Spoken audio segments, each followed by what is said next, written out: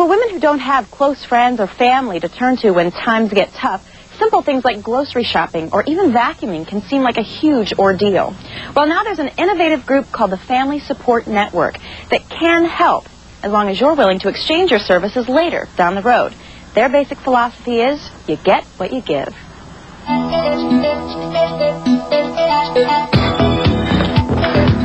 How much do we have left there, John?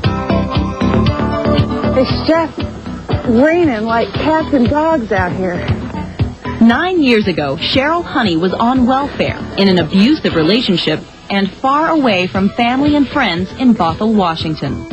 I was in a circumstance where there was domestic violence, and there was my teenager was using drugs, and I was really struggling with how can I find support in dealing with the circumstances that I was dealing with here at the house. She tried the normal social services route and got nowhere. Frustrated, Cheryl gathered some neighbors at a local school, and that's when the idea hit her. The idea that lots of the people she knew, poor or not, had plenty of skills that could be shared. They had to learn how to fix their toilets. They had to learn how to fix their cars. So they had a bunch of skills. If we could just get connected, we'd be able to help one another. Okay, John, let's get these. That was the beginning of the Family Support Network, a group of volunteers who function like an extended family for people who don't have one. What happened to your son? He's living with his mom. This man has just been evicted from his home, and Cheryl and her volunteers are helping him move to a safe place. You got a place to stay for a while. If a neighbor has a problem, be it a leaky faucet or a runaway child, the Family Support Network will be there to help. And the cost? When the person calls in to the Family Support Network, we fill out a form.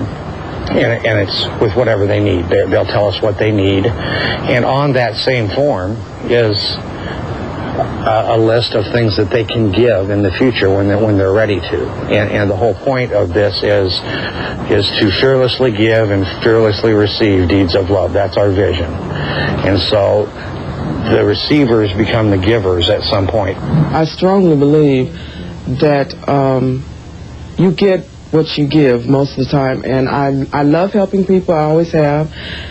And Cheryl, hey, I think I would do, short of a few things with my morals, I'd do just about anything. If she said, I need this or that, Rose, or, you know, can you do this or that, you know, I'd do it if I could. Members of the Family Support Network can participate in one of three ways: as a good neighbor, sharing goods, services, and information; as a partner, providing cash, equipment, and expertise to the group; or as a family advocate, volunteers who are trained to counsel, be a shoulder to lean on, or just run errands. What it does for me is it helps give me a sense of purpose. I'm not just out here on this earth going to work, coming home and watching TV. It gives me a sense of a purpose in life and working together with the rest of the people here to do something. Spell that again for me one more time, please. Since 1993, the Family Support Network has helped hundreds of people, like Anna Waldman, who after 2 surgeries found herself laid up and alone. Oh, how you doing? Fortunately for Anna, the Family Support Network stepped in to help. And they took the rubbish out for me because I can't lift or carry anything, and vacuumed and went to the grocery store. And then Cheryl's been a real support. I've talked to her a few times on the phone. Today, the Family Support Network has grown to over 300 members across the country and Canada. Their members include doctors and lawyers, ministers and mechanics.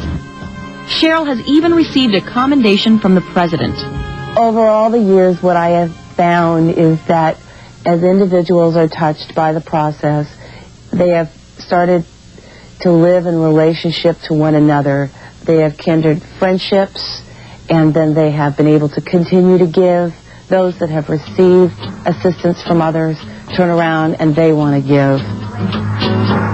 The Family Support Network gets no funds from the state or federal government, opting instead for member donations.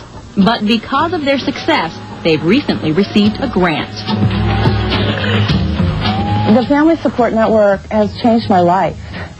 I was feeling so isolated and disconnected here. I just didn't know where to turn.